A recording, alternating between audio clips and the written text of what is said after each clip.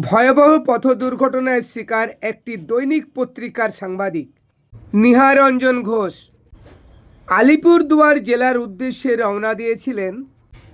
৩১ নম্বর জাতীয় সড়ক মাদারিহাট এলাকায় জানা যাচ্ছে স্টিয়ারিং লক হয়ে যা নয়নজলি চলে যায়। চলুন বিস্তারিত। হ্যাঁ, আমি আলিপুরদুয়ারে কোর্টে একটা আমার সাক্ষী ছিল আজকে। সেখানে কোর্টে যাচ্ছিলাম, হঠাৎ পুরো ব্রিজ পার করে গাড়ির স্টিয়ারিং সম্ভবত লকটক এরকম একটা মনে হলো, ব্যাস হঠাৎ করেই আউটলাইন হয়ে একদম পুরো জঙ্গলের ভেতর প্রায় 3 পাল্টি খেয়ে আমার গাড়ি 4 চাকা একদম উপরে।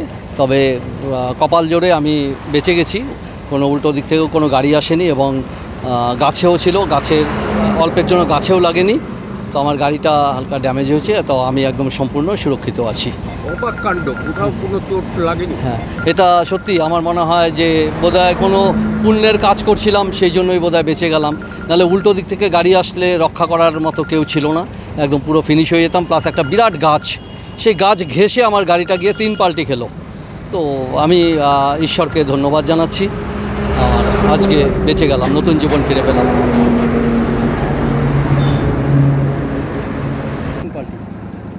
3বার পাল্টি খেয়ে তারপর নিচে ভিতর থেকে পরে যে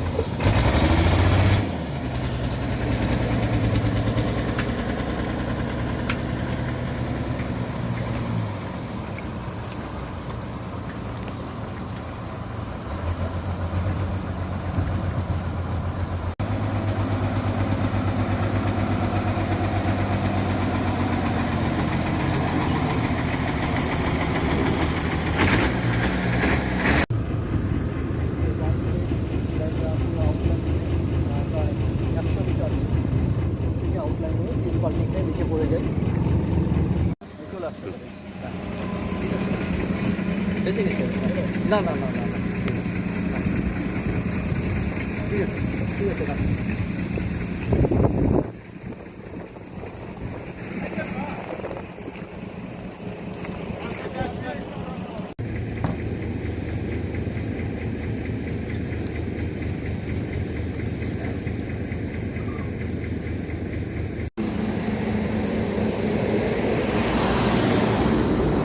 লোক আছে লোক আছে।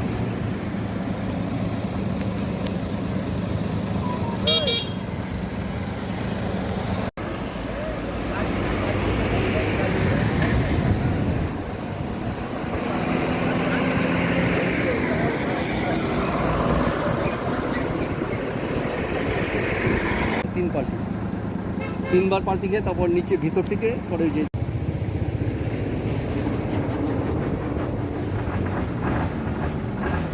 খুব না লাগে, বলা যায় না, ও ফিটনেস থাকে তো, গরম গরম আছে, বোঝা যায় না, তার